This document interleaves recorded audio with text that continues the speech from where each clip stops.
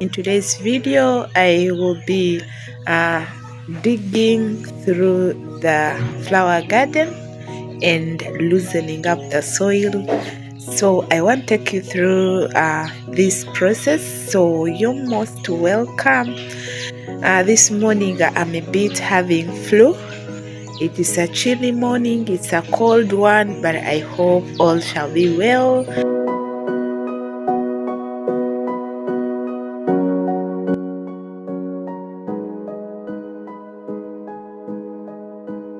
Weeding is necessary for these plants because it helps loosen up the soil. You can see this part I have weed and the soil is loose enough so the plants can grow, and it can also allow proper aeration. So I'll be continuing to do the weeding.